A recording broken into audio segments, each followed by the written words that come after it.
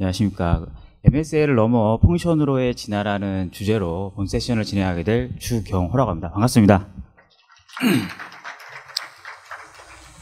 네, 본 세션은 저와 같은 아젠다로 진행하게 되어 있는데요. 우선 저희가 무엇을 하고 있는지, 그다음에 이제 MSA라는 것이 무엇인지, 그다음에 이제 저희가 마이크로 서비스로 변화하는 과정을 어떤 원칙으로서 진행을 하는지, 그다음에 이제 MSA를 넘어 펑션으로의 진화라는 부분이 어떠한 현상인지, 그다음에 다음으로 어떠한 모습으로 우리가 준비를 하고 어떻게 변화가 돼야 MSA에서의 펑션으로 잘 변화가 될 수 있을지에 대해서 조명을 하고요.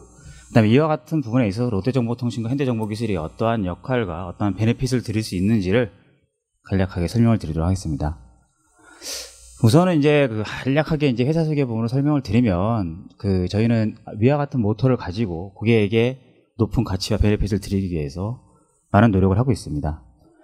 특히 이제 다양한 사업 분야에서 4차 산업혁명의 큰 중심이 되는 AI라든지 빅데이터, 클라우드 부분, 그다음에 비즈니스 이노베이션 부분과 관련된 부분들이라든지, 그다음에 다양한 경험을 위한 옴니채널이라든지 금융, 의료, 헬스 뿐만 아니라 국내를 넘어서 해외 사업을 통해서 고객의 가치를 증대하기 위한 노력을 하고 있습니다. 또한 클라우드 부분에 있어서도 글로벌 수준의 IDC 센터 운영 경험을 기술을 해서 프라이빗 클라우드와 퍼블릭 클라우드, 그 다음에 글로벌 클라우드 서비스와 협업을 통해서 다양한 클라우드 서비스까지 제공을 하고 있습니다. 저에 대해서 이제 간단하게 설명을 드리고 바로 진행을 할 텐데요. 저는 이제 오라클 DBA로 신행을 해서 마이스퀘일 DBA, 그 다음에 몽고DB나 카우치베이스와 같은 노에스퀘일 DBA를 하고 있습니다. 즉, 데이터베이스와 관련된 모든 것들을 다 담당하는 역할을 하고 있고요. 지금 이제 클라우드 환경에서 데이터 솔루션 아키텍트 역할을 진행을 하고 있습니다. 유통업에서 이제 사회생활을 먼저 진행을 했고, 그러니까 은행권을 거쳐서 통신을 거쳐서, 그다음에 게임사도 거쳤고요. 그래서 지금 다시 또 유통업에서 근무를 하고 있습니다. 제 스스로는 이제 기술이 사업을 선도한다라는 모토를 가지고 업무에 임하고 있습니다. 자, 저희가 롯데정보통신과 현대정보기술이 무엇을 하고 있냐를 먼저 한번 간략하게 보여드리면, 그룹 내 산재에 있는 다양한 이커머스 플랫폼의 백오피스를 통합하는 프로젝트를 하고 있습니다. 그러니까 사실 어마어마한 규모의 엔터프라이즈 프로젝트고요. 이것들을 애자일 문화와 데브옵스 환경을 도입을 하고 올 클라우드 환경에서 마이크로 서비스 아키텍처로 진행을 하고 있습니다. 이 모든 것을 한 번에 빅뱅 방식으로 진행을 하는 거죠.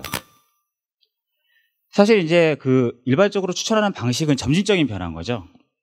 작은 부분에 적용을 하고 이것이 성공을 하게 됐을 때 이걸 확산해 나가는 방식인데요. 저희는 전혀 추천하지 않는 빅뱅 방식으로 사실 저를 다 수행을 하고 있습니다. 이제 단테 신곡 지옥 편에 나오는 이제 지문에 새겨지는 구절이죠. 사실 망하면 그냥 지옥문인 거죠. 지옥이 열리는 거죠. 간략하게 보면 이제 모놀리틱이라는 거는 저와 같이 배포가 무섭고, 그죠? 크다, 무겁다, 그죠? 그리고 오땡땡으로 시작하는 데이터베이스가 대표적인 이제 모놀리틱 아키텍처의 데이터 저장소의 중심이죠. 근데 이제 MSA 같은 경우는 작고 빠르고 독립적이며, 그죠? 루즈리 커플과 이벤츄얼 컨시스턴시, 어싱크러스죠, 그죠? 작고 가볍고 빠르게 분화하는 거죠. 그래서 마이크로 서비스 아키텍트로서 유명한 마틴 파울러의 얘기에 의하면 마이크로 서비스라는 것은 결국은 경량 메커니즘의 작은 서비스 모음인 거죠. 즉 결론은 경량해야 하고 작아야 되는 겁니다. 그래서 작기 때문에 가볍고 빠르고, 가볍게 하기 위해서는 자르고 세분화하고 저장소 역시도 잘게 쪼개야 되는 거죠. 그것이 바로 좋은 MSA 아키텍처라고 할 수 있습니다. 그럼 이제 저희가 그룹 내 이와 같은 큰 엔터프라이즈 프로젝트를 마이크로 서비스로 변경을 하기 위해서 어떠한 원칙과 어떠한 기준을 가지고 진행했는지 한번 말씀을 드리도록 하겠습니다.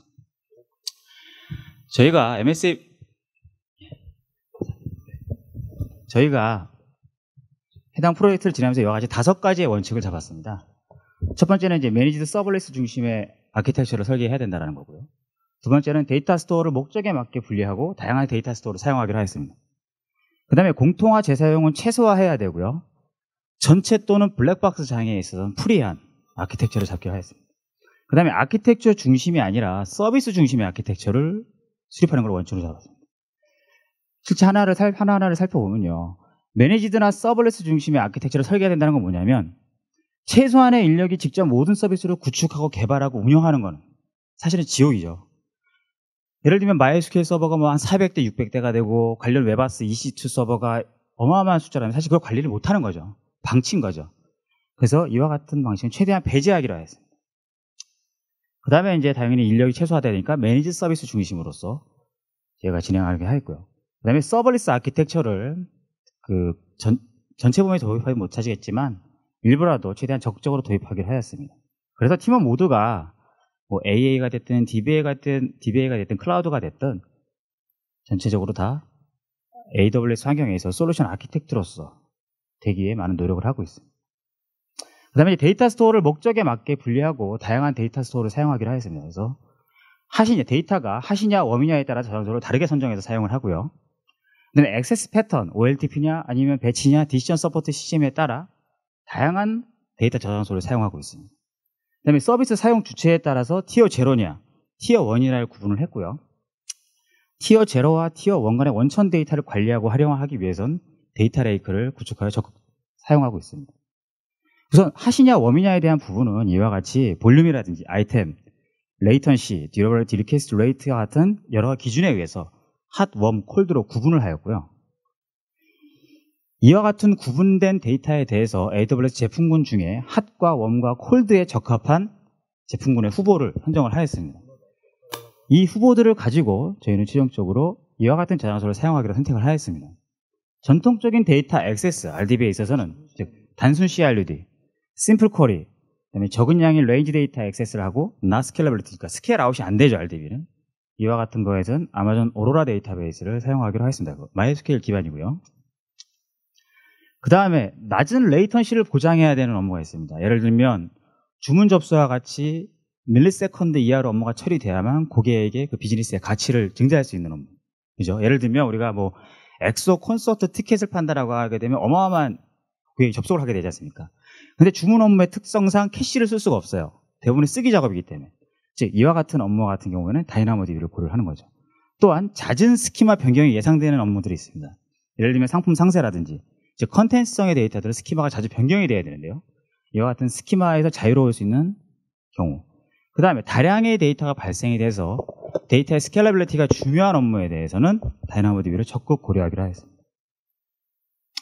그 다음에 다량의 비정형 정형 데이터 집계에 대해서는 제가 S3 데이터 레이크 기반의 아데나라든지 EMR이라든지 레드시프트와 같은 업무를 고려하기로 하였습니다.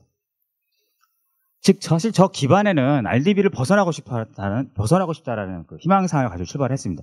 제가 이제 DBA 출신인데 RDB를 사용하면서는 사실 행복했던 기억이 별로 없어요. RDB는 RDB가 가진 그 정교화라는 틀 때문에 모든 비즈니스가 다 종속이 돼야 되고요. 확장이 어려워요. 뭘 변경하려면 무조건 대량의 데이터 변경 작업, DDL 작업이 발생을 해야 되는 거잖아요. 그래서 사실 게임 회사 근무할 때 저희 CTO 분이 저희 DB팀한테 그랬어요. DB를 다 없애버리고 싶다고. 그만큼 사실은 이제 특정 업무에서는 DB가 상당히 허들이 됩니다. 그래서 NoSQL의 점진적인 확대를 사실 그 큰 목표로 잡았고요. 데이터 레이크의 핵심 저장소로서 S3를 적극 활용하기로 하겠습니다. 그 다음에 서치 엔진이 엘라스틱 서치를 백오피스 업무에 일부러 도입을 하기로 한 거죠. 단순하게 서치 엔진이 꼭 아날라이즈뿐만 아니라 즉 왜 모든 백오피스 업무를 다 화면을 만들어야 될까라는 것을 시작을 하는 거죠. 즉 키바나 대시보드를 통해서 다시 구현이 가능하기 때문에 고려하였습니다. 즉 정리하며 OLTP에 있어서는 하시냐 웜에 따라서 레디스와 다이나모DB 그다음에 오로라느냐 일라스티서치를 고려하였고요. 백오피스 업무에 있어서는 아날라이즈냐 디시전 서포트 시스템이냐 배치 비정형이냐에 따라서 저와 같은 저장소 옵션을 가져가기로 하였습니다. 그 다음에 이제 서비스 사용 주체에 따라서 티어 0와 티어 1을 구분을 하는데요. 서비스 목적을 먼저 분리하는 거죠. 낮은 레이턴시를 보장해야 되는 업무와 다량의 결과 중심 업무가 있어요. 무슨 말이냐? 대고객 업무와 대고객 업무가 아닌 게 있는 거죠. 예를 들면 대고객이라든지 상담원이나 실시간 데이터 조회 변경 업무는 낮은 레이턴시를 보장해야 하지 않습니까? 그죠? 0.5초 이하의 데이터 처리만 가능해야 되는 거고. 또 반대로 다량의 결과 중심 업무, 뭐 한 달이나 3개월치의 주문 내역을 줘야 된다는 건 결과 중심 업무인 거죠. 즉 이와 같은 거를 아예 격리를 하였습니다. 예를 들면 오라클 투노드 RH다 그러면 뭐 싱글 노드에서는 OLTP라고 반대편 노드에서는 뭐 배치 노드를 이렇게 사용하고 있지 않습니까? 그와 같이 분리를 하였습니다. 그래서 대고객 업무와는 완벽하게 격리를 해서 절대 백오피스 업무가 대고객 업무에 침범하지 못하도록 격리를 하였습니다. 근데 이렇게 하다 보니까 티어 0의 원천 데이터를 활용에 대한 문제가 나오는데요. 티어 0와 티어 1 간의 원천 데이터 활용을 해서 데이터 레이크를 구축을 하였습니다. 데이터 레이크는 제가 이 아키텍처를 설계하는 시점에 근로라든지 여러 가지 AWS의 매니지 서비스가 출시가 되지 않아서 상용 ETL이나 DMS를 통해서 그 RDB나 다이나모DB의 데이터를 S3 데이터 레이크로 내리고요. 저 내려진 데이터는 직접 액세스를 하거나 아니면 티어 1 쪽에 RDB나 다이나모DB로 데이터를 옮겨서 해당 업무를 수행하게 하였습니다. 그 다음에 이제 공통화 재사용을 최소화하기로 하였습니다. 공통화와 재사용은 엄밀히 따지면 개발자나 관리자를 위한 거죠. 이번 프로젝트는 개발자가 행복한 프로젝트가 아니에요. 비즈니스 목적을 만족시키기 위한 거기 때문에, 즉 공통화라는 건 뭐냐면 관리자 입장에서는 공통화 해놓으면 저걸 다 공통적으로 쓸 수 있으니까 모든 게 행복할 것 같은데요. 결국은 그게 바로 싱글 페일러 포인트인 거죠. 그죠? 거기서 모든 장애가 발생하기 때문에 공통화를 안 해야 되고요. 정규화라는 건데 오늘 시점에 RDB의 정규화는 내일 시점에서는 과거인 겁니다. 그죠? 즉 미래를 가지고 우리가 데이터베이스를 절대 정규화할 수가 없어요. 그렇게 해본 경험도 없었고, 그렇기 때문에 정규화 역시도 최소한 비정규화라든지 디노멀라이제이션을 최대화하기로 하였습니다. 그래서 오직 비즈니스 목적만을 고려하기로 하였습니다. 그 다음에 이제 전체 또는 블랙박스 장애에서 좀 자유로워지고 싶었습니다. 물론 이제 이거의 시작이 결국 넷플릭스의 카오스 엔지니어링인 거죠. 그러니까 제가 아키텍처를 수립을 할 때 이 아키텍처가 망가져도 결국 해당 업무만 망가지는 것을 목표로 해서 아키텍처를 수립을 하였습니다. 그래서 상호 연계를 최소화하고 개별 모듈 장애의 영향에 독립적으로 가고자 하였습니다. 그 다음에 이제 아키텍처 중심이 아닌 이제 서비스 중심의 아키텍처를 설계하기로 하였는데요. 그러니까 예를 들면 이제 이게 오른쪽에 그림이 이제 넷플릭스의 2000년도 때 아키텍처인데 일반적인 모습인 거죠. 커다란 데이터베이스가 있고 웹아스가 있고 앞에 L4 스위치가 있는 방식인 거죠. 그죠? 그래서 단일화된 아키텍처고 공통화할 수 있고 재사용할 수 있고 카피 앤 페이스트 할 수 있는 거죠. 그죠? 하지만 대부분의 로직은 이 오라클의 스토어드 프로시저로 숨어 있기 때문에 저걸 못 고치는 거죠. 투비 아키텍처는 서비스별 아키텍처를 다 잡기로 하였습니다. 개별인 거죠. 그러니까 재소형이 아닌 해당 비즈니스 목적만을 고려하고요. 해당 모듈의 장애가 다른 곳으로 전이되지 않게 하는 것들이 목적이었습니다. 그래서 저와 같이 각 업무별로 아키텍처를 수립을 하였습니다. 물론 이제 이 과정에서 여러 가지 좀 어려움이 있습니다. 예를 들면 특히나 이제 개발자분들이 저희 쪽에다가 새로운 개발 요건을 얘기를 안 하기 시작을 해요. 왜냐하면 얘기하면 아키텍처가 또 하나 만들어지니까. 너무 힘든 거죠. 근데 그럼에도 불구하고 현재는 많이 적응을 해서 진짜 비즈니스 목적만을 고려해서 아키텍처를 수립하고 있습니다. 이게 이제 저희의 대표적인 아키텍처인데요. 이커머스에서 주문 프로세스가 가지는 정말 큰 문제가 있습니다. 아까 말씀드린 대로 캐시를 못 써요. 대부분의 것들은 결국 다 IO, 가장 비용이 비싼 디스크 IO 작업입니다. 그래서 저희 주문 아키텍처는 특징이 그러니까 실시간이 아닌, 그죠? 비동기화 방식이고요. 이벤츄얼 컨시스턴시로 최종 일관성만 보장해주면 된다 라는 형태로 하고 아키텍처를 두 가지로 분리를 하였습니다. 접수와 처리로. 그래서 고객이 접속을 하게 되면요, 이와 같이 고객이 주문하는 모든 내용은 다이나모DB에 저장이 바로 됩니다. 저장과 동시에 고객한테는 바로 주문 접수가 완료됐다고 리턴을 하고 고객의 행동은 여기서 끝이 납니다. 다이나모DB에 데이터가 들어오게 되면 다이나모DB 스트리밍을 통해서 람다 트리거가 기동이 돼서 해당 람다가 주문이나 결제나 배송에 대한 내용들을 각각의 큐에 넣어서 처리하게 합니다. 제가 이제 이거를 개발할 당시에는 그 폴링 방식의 큐만 존재하지 않습니까? 현재는 SQS만. 그래서 이제 어쩔 수 없이 레비덴 큐를 썼는데요. 각각의 큐에 해당 큐에 데이터를 넣고 해당 큐의 내용들을 API들이 꺼내서 처리를 하는 겁니다. 이 과정에서 발생되는 스테이트에 대한 기록은 밑에 신호등 DB와 같은 다이나모DB의 상태를 기록을 하게 되고요. 만약 이 과정에서 하나라도 실패가 되게 되면 실패 플래그를 다이나모DB에 기록을 하고 해당 내용은 다시 다이나모DB 스트리밍을 통해 람다 트리거가 기동을 하게 돼서 해당 내용에 대한 반대편 롤백 작업을 처리하게 되는 겁니다. 즉 이와 같이 되면 고객은 자신의 주문 내용은 마이 페이지를 통해서 주문이 됐냐 안 됐는지를 확인할 수 있고 저희들의 목표인 주문 접수는 밀리세컨드 이내에 처리할 수 있는 목표를 만족할 수 있게 됩니다. 제가 실제 BMT를 한번 해봤는데 8000 TPS 이상을 붙더라도 절대 1초 이상이 걸리지가 않았습니다. 이 아키텍처 같은 경우는 저희가 2018년 1월에 그 AWS 시애틀 본사 출장을 통해서 그 아마존 담당 SA나 AWS 프로덕트 매니저나 프로덕트 엔지니어들과 같이 검증한 아주 훌륭한 아키텍처입니다. 근데 이제 제가 귀국을 하고 나서 좀 보니까 이 아키텍처가 가진 문제가 있었어요. 이 아키텍처는 무척 훌륭한데 비용이 효율적이지 않았습니다. 왜냐? 다이나모DB는 RCU와 WCU만 올리면 모든 트래픽을 다 받아낼 수가 있어요. 근데 RCU와 WCU는 이제 비용인 거죠. 물론 이제 RCU와 WCU는 오토 스케일업이 가능합니다. 하지만 프리 웜의 시간이 5분에서 10분까지 걸리는 거죠. 또한 이제 아답티브 캐파시티 유닛을 통해서 핫블록 파티션이 아닌 다른 파티션에 RCU나 WCU를 나눠 쓸 수가 있는데, 그럼에도 불구하고 비즈니스 안정성을 위해서는 RCU와 WCU를 적정 수준으로 올려야 되는 거죠. 결국 그게 다 돈입니다.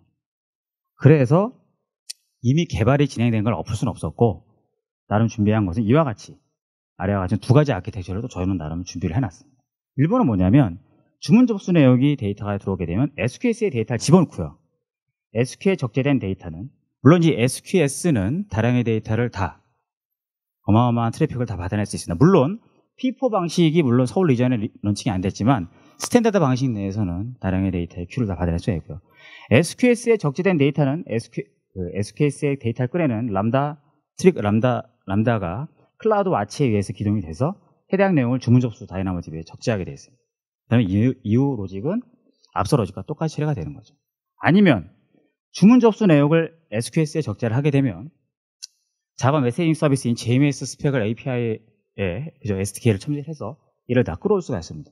JMS를 쓰게 되면, SQS에 JMS를 결합을 하게 되면 폴링 방식이 아니라 SQS의 데이터가 들어옴과 동시에 JMS를 바로 끌어당길 수가 있습니다. 즉 이렇게 하게 되면 SQS를 통해서 버퍼링을 할 수 있기 때문에 RCU나 WCU에 대해서 일관성을 유지할 수 있기 때문에 비용 면에서도 무척 효율적인 아키텍처인 거죠. 근데 이와 같이 저희가 각각의 모듈이나 비즈니스 요건을 마이크로 서비스 아키텍처를 하면서 몇 가지 좀 찜찜함이 나왔어요. 그러니까 일부 마이크로 서비스는 그 자체가 가진 비즈니스라든지 내부 로직이 너무나도 복잡한 거죠. 그러니까 마치 그 하나가 작은 그러니까 싱글 모놀리틱 서비스처럼 돼서 이게 장애가 되면 우리가 애초 목적한 것과 다르게 전체로 퍼질 수 있는 가능성을 가지게 된 거였습니다. 그래서 저희는 그 각각의 비즈니스 요건에 따라서 해당 부분을 기능을 쪼개기 시작했고요. 그거를 바로 저희는 이제 펑션으로서 진화한다라고 말씀을 드리고 있는 겁니다. 즉 각 펑션은 이제 펑션에 맞게 작은 규모를 가져야 되는 겁니다. 그럼 이와 같이 작은 규모를 갖기 위해서는 즉 개별 비즈니스 목적에 가장 빠르게 개발하는 방법이 뭘까를 한번 생각해 봐야겠죠. 그냥 마이크로 서비스 아키텍처처럼 하나를 다 같이 똑같이 떠서 스프링 프레임워크에 똑같은 데이터 저장소를 나눠 갖는다? 이건 사실 어려운 거죠. 그 다음에 개발 운영 ROI의 가장 좋은 방법이 무엇일까를 또 한번 고민해 봤습니다. 그렇게 했을 때 저희는 이제 서버리스 아키텍처가 가장 좋은 거라고 생각을 했습니다. 이게 이제 그 2017 리인벤트에서 그 워너버겔스 박사님이 발표한 장표에 있을 때 이미지인데요. 그죠? 피지컬이나 가상화를 찍어서 하는 것들은 이제 원시인인 거죠. 그죠? 그리고 서버리스 아키텍처를 도입했을 때 진짜 정말 인간의 모습을 가지는 거고, 오늘 키노트에서도 중요한 핵심은 서버리스 아키텍처였죠. 서버리스 아키텍처의 장점은 이제 원하는 서비스 조합으로 간편하게 비즈니스 니즈가 다 해결이 됩니다. 네, 별도의 가상 머신 운영이 불필요한 거죠. 그죠? 사용한 만큼만 과금이 되고 장애 운영의 관리 비용이 풀립니다. 특히 별도의 뭔가를 머신을 운영을 한다. 이거는 사실 인프라를 담당하는 입장에서는 어마어마한 리스크예요. 그죠? 20터 하나를 띄워서 데몬을 띄우면 데몬이 살아있는지 안 살아있는지 PS-2%만 한 게 아니잖아요. 포트가 살아있는지, 포트가 정상적으로 되는지, 어떤지 다 봐야 되지 않습니까? 그죠? 어마어마한 사실은 이게 비용입니다. 그래서 이제 저희가 실제로 적용한 거나 또 적용할 예정인 걸 한번 보면, 예를 들면 주문이 하나 끝나게 되면 뒷단의 프로세스가 어마어마합니다. 뭐 출고 지시를 해야 되고, KPI를 잡아줘야 되고, 이상 주문 감시를 해야 되고, 주문 내역을 또 봐야 되죠. 그죠? 그 다음에 주문을 집계를 해야 되고, 여러 가지 작업을 하게 됩니다. 그와 같은 것들을 저희는 이제 다 펑션으로 기능 분할을 시작을 했는데요. 예를 들면 주문이 끝나면 바로 출고 지시가 하는데, 과거에는 출고 지시 배치라는 게 뭐 30분에 한 번씩 이렇게 벌떡벌떡 돌아왔어요. 저희는 그와 같은 것들을 이제 서버리스 아키텍처로 다 구현을 했습니다. 주문서가 생성돼서 주문 테이블에 주문이 완료가 되면 클라우드 와치 트리거에 의해서 디스패처 람다가 주문 내역 데이터를 꺼내게 되어 있습니다. 근데 만약에 주문 내역이 데이터가 많다라고 하면 이걸 빠르게 처리해야 되는데 인보크에 대한 람다가 하나면 사실 처리가 느릴 테니까 저희는 이 해당 내역의 데이터가 많으면 패러럴 람다를 인보크해서 빠르게 처리할 수 있게 하였습니다. 그 다음에 각각의 처리되는 내용에서 에러가 발생하게 되면 다이나모DB의 데이터를 상태를 기록을 하고 다시 람다 트리거에 의해서 출고 시 에러라든지 출고 시 장애 SNS를 발송할 수 있게 하였습니다. 그 다음에 주문 접수가 완료가 되면 바로 DDB 스트림을 통해서 다이나모DB가 엘라스서치의 데이터를 집어넣고요. 엘라스서치에 들어간 데이터는 아까 말씀드린 백오피스 화면을 안 만들고 싶으니까 키바나 대시보드를 통해서 직접 주문 내역을 확인할 수가 있습니다. 그 다음에 이상 주문 감시 같은 게 있는데요. 주문 접수가 되자마자 주문 접수 집계 처리 람다가 돌면서 주문 접수 집계 다이나모DB에 해당 데이터를 넣습니다. 해당 데이터가 들어옴과 동시에 두 개의 람다가 인보크가 되는데요. 첫 번째 람다는 집계 현황을 엘라스서치로 집어넣는 역할을 하고요. 하나는 이상 주문 검출 로직을 통해서 이상 주문을 수출합니다. 만약 이상 주문이 발견이 되면 운영자한테 SNS를 발송하고 고객한테 이상 고객 안내 SNS 메일을 발송하게 되는 거죠. 그 다음에 시간 단위 주문 KPI 현황, 뭐 시간이나 분이나 특정 주기로 KPI 현황을 줘야 된다고 했을 때는 이와 같이 주문이 완료가 된 데이터를 저희는 ETL을 통해서 주문 데이터로 데이터 레이크로 이동을 하는데요. S3의 데이터 풋 이벤트에 따라서 람다 트리거가 기동이 되고요. 람다 트리거가 아데나 콜을 통해서 해당 KPI 현황을 프레스토 쿼리를 통해서 데이터 추출합니다. 추출된 쿼리의 결과가 S3의 데이터 레이크에 저장이 되고 S3 풋 이벤트에 따라서 다시 람다 트리거가 돌아서 오로라나 레드시프트나 기타 다른 저장소로 데이터 저장할 수가 있는 겁니다. 이번에 지금 제가 또 이커머스만 말씀을 드려서 이제 게임 쪽을 한번 말씀을 드리는데, 제가 아무래도 전에 게임 회사에서 근무를 했었다 보니까 게임 회사에 많은 이제 지인들이 많은데 그 아는 분이 이번에 이제 스타트업으로 게임을 이제 준비 중에 계십니다. 이제 스타트업은 돈이 없죠. 그러니까 인프라 비용도 작았으면 좋겠고 또 안정성이 있었으면 좋겠는 거죠. 그래서 저한테 한번 의뢰를 했고요. 그래서 사실 게임 운영을 이제 여기 게임 업계 관계자분이 계시면 알겠지만 게임 운영의 가장 중요한 부분은 이제 쾌적한 로그인이죠. 얼마 전에 게임 런칭했었던 N사의 듀 게임이 바로 첫날 Q 서버가 터졌잖아요. 그죠? 그러면 망입니다. 그 뒤로 구글이나 iOS 게임 상위권을 차지하지 못해요. 게임이라는 게 사실 그렇습니다. 초반 흥행물이 잘못하면 바로 망입니다. 그게 몇백억을 투자했건 간에. 그 때문에 쾌적한 로그인이 먼저입니다. 그 다음에 랜덤 접속을 하게 되면 가장 쾌적한 서버로 자동으로 로그인을 해줘야 돼요. 그러니까 쾌적하다라는 것은 내가 파티라든지 이런 걸 잘할 수 있게 적절한 사용자가 있는, 그 다음에 특정 서버로 접속할 때 게임 서버를 적절히 좀 분산을 해줘야 돼요. 그러니까 결론은 정말 빠르게 게임 서버에 진입을 해서 게임을 해야 된다는 거죠. 이제 이게 바로 게임 서버의 이제 그 아키텍처인데요. 뭔가 람다로 되게 많이 도배가 되어서 사실 복잡한 것 같은데 사실은 하나도 안 복잡해요. 과거에 가지고 있었던 게임 서버 분배 비즈니스 로직을 각각의 람다 펑션이나 서버리스 아키텍처를 분할을 해준 거죠. 사용자가 접속을 하게 되면 회원 정보는 엘라스틱 캐시에 있습니다. 엘라스틱 캐시에서 이 회원이 등급이 뭐고 어느 서버 유저인지를 다 추출하고요. 해당 데이터를 SQS에 집어넣습니다. SQS에 데이터가 들어오게 되면 클라우드 와치 트리거에 의해서 디스패치 람다가 해당 데이터를 꺼내서 게임 서버 배분 람다를 패러럴로 콜을 하게 되어 있습니다. 해당 그 람다는 그 접속의 결과를 콜백으로 받고요. 이 해당 데이터에 대해서 게임 서버 진입 여부로 SNS를 콜을 하게 됩니다. SNS를 콜을 하게 되면 람다 트리거가 기동이 되면서 회원의 접속이 됐으면 됐고 몇 월 며칠 몇 시에 됐고 어느 서버에 됐고 어떻게 됐다라는 것들을 다이나모DB에 기록을 합니다. 다이나모DB에 저장가 됨과 동시에 람다 트리거가 기동이 돼서 키넥스 파이어스를 통해서 S3의 데이터를 적재를 합니다. 해당 로그 데이터를. S3 풋 이벤트에 따라서 람다 트리거가 돌면서 해당 내역을 엘라스틱에 기록을 하고요. 만약 이 과정에서 로그인이 실패한 경우에는 접속 실패 처리자 구독자를 위한 SNS를 콜을 하고 해당 SNS 람다 트리거를 통해서 후처리 작업을 합니다. 그 다음 정상이 됐든 비동기가 됐든 간에 해당 데이터의 접속 기록 DW 처리를 위한 람다가 기동이 되면서 아데나 S3 버킷에 있는 데이터를 아데나 쿼리를 통해서 프레스토로 집계 쿼리를 만들어냅니다. 해당 데이터가 S3에 저장이 되면 바로 람다가 기동이 되면서 고객 접속 기록을 레드시프트에 저장을 하게 되고 이를 가지고 데이터 분석가나 마케터가 마케팅을 할 수 있는 겁니다. 즉 이와 같이 하게 됨으로써 실제 테스트 했을 때 26만 유저를 동시 유저로 접속을 하더라도 전혀 문제 없이 모든 게 처리가 될 수 있는 거죠. 특히 비용적인 측면에서도 콜한 만큼이니까, 그죠? 특별히 서버를 많이 운영해야 되는 비용도 적게 되는 거죠.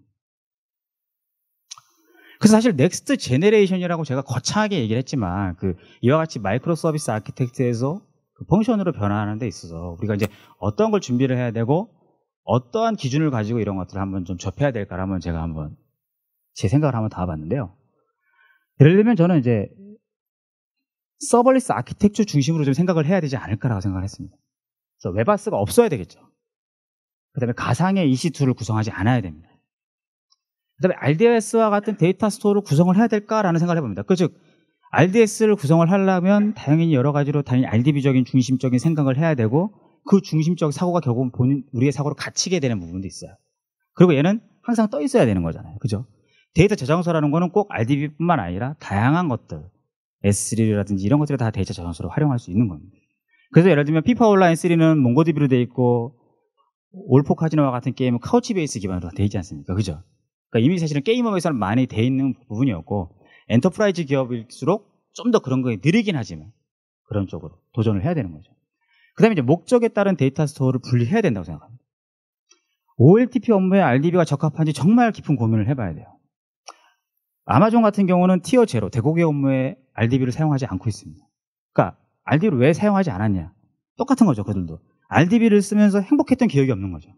늘 슬펐죠. 우리 RDB 쓰면서. 그죠? 제가 DBA 생활을 10몇 년을 하면서 단 한 번도 회사에 칭찬을 받아본 적이 없어요. 맨날 DB 때문에 뭐라고 욕을 먹습니다. 그 다음에 다양한 저장소를 적재적소에 선택을 해야 되는데 단일화된 저장소 사용은 안 된다 이거죠. 예를 들면 우리는 어떤 RDB 하나, 뭐를 하나를 선택을 해놓고 거기에 모든 비즈니스를 맞추는데요. 비즈니스 목적에 맞게 저장소가 다 분화가 돼야 된다고 생각합니다. 그죠?